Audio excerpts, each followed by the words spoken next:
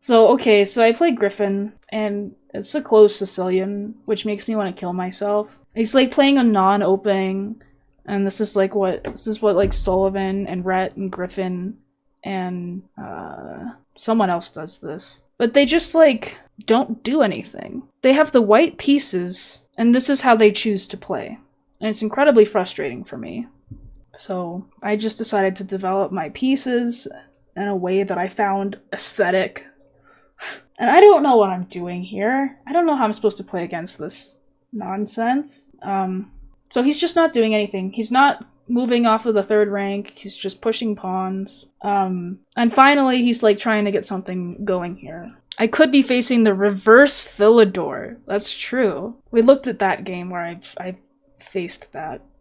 So I don't know what I'm doing here. And I'm uncomfortable because this is just... I just gotta play over a bunch of games on the closed Sicilian, because I don't know how, I just don't understand the positions at all. So I have to just like think for a long time and just try and figure shit out. Because I know what he's doing, he's just waiting for me to make a mistake. So it's like making me feel like I'm about to make a mistake. And I'm very tired from my game with Show, because it took all of my energy. So I was like, okay, can we trade the queens, please? Can we just trade the queens? Which I don't ever do, if that shows you how tired I was. I think I'm, like, much worse here, and I hated my position and wanted to resign. But then, like, a few moves happened, and then all of a sudden I like my position a lot. And I don't really understand how this happened. He can't get rid of my knight. He can't move this knight at all, because this knight would hang. This pawn is very tender. And if he ever takes, then I'm, like, gaining a square from my knight, like, depending on where I decide to take, and I'm gonna fix my bishop, and my rooks are gonna become active. That's true. It's less likely for there to be a queen endgame if there aren't any queens. He played rook a to c1, which I thought was really bad. Yeah, and he said that maybe it was the wrong decision too, like maybe this move makes more sense, because now his pieces are just more in his way. He doesn't want this piece to be here, and he's gonna end up probably doing this anyway, so sort of a waste of a move. I think I should have played b5 right away. I played b6 like next move, because I was like, why didn't I, or like a few moves later. But I'm just trying to develop my pieces, because it's like really stressing me out how I have not developed all my pieces. I'm not really sure what he's doing with his position. I don't have much to say about this game, really, so this won't be... I truly was just like uncomfortable the whole game and just trying to survive. So now, okay, so, you know, he's threatening c3 sort of, and I want to be able to play knight b3 without hanging a knight, so I play rook d8. My position is just getting better and better and better, somehow. I don't really, like, I'm just confused the whole game, but king f2, I'm still really not sure what he's doing. But now b5, I corrected my earlier mistake, and all of my pieces are suddenly good, when they were all terrible a second ago. And it's just hard for him to find moves now, because his pieces, he just put them on really bad squares, and he has no plan, and I did not envy him at all in this position. So now he's sort of correcting this mistake. Knight b6, obvious move. He cannot allow my knight to come to c4, so b3 is pretty much forced. Now I'm like +1. So here I guess a5 is what I should be playing. And if he like follows through with this, then I can play a4 is what the computer says. And I'm just taking the c4 square by force. So that's a really cool idea that I didn't see.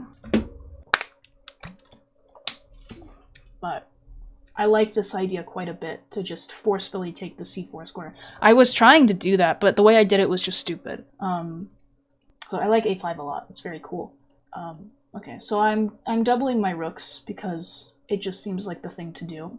And then he played like what I thought was a terrible move, but I guess it's fine. It just made no sense to me, because I was under the impression f6 was happening almost no matter what.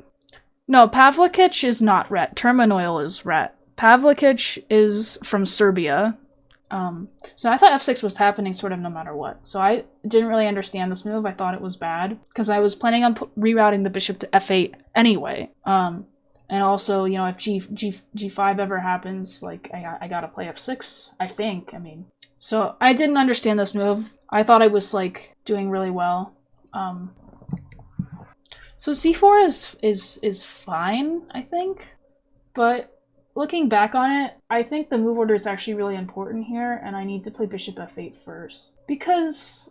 Okay, so I play c4, and... Where did I go wrong? How did I lose this? I'm trying to remember how I lost this. Okay, bishop f8 should be fine. And then he takes. And I missed this very good idea here. So I'm winning, actually. Josh is... what's your username? Gachimonka? The purple mod? Or it might look different on yours. Josh is one of the other vegan national masters in Colorado, and he is my, I guess you could say, chess coach. I don't really pay him very much, though. Josh wasn't there, but Josh is like 10 points lower rated than Jesse Cry, USCF, but his FIDE's like 2100 or something, so it's kind of funny. He won the Denver Open in 2019. Or no, he didn't. What am I talking about? Danny Wrench did. He ate Dean Ippolito, though, so that was cool. This is what Jesse said. Josh isn't vegan, he ate Dean! Josh Bloomer. Wrench. Yeah, oh yeah, that's from the other Denver Open. Some good clips. Okay, so, alright. I'm running low on time again here, even though it's only move 27, but it's because I had to, like, I just didn't know what was happening in the opening, and I just had to figure it out. And I didn't think knight d4 was possible.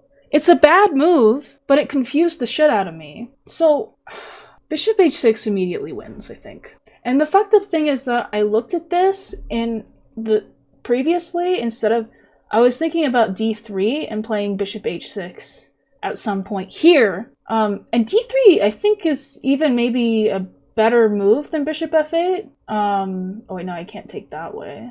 Okay, I have to play a5? Okay, I don't really understand. Oh, okay. Bishop h6, knight e6. Okay. Okay, so bishop f8 is fine. But, like, just bishop h6, I'm winning an exchange, at least, right?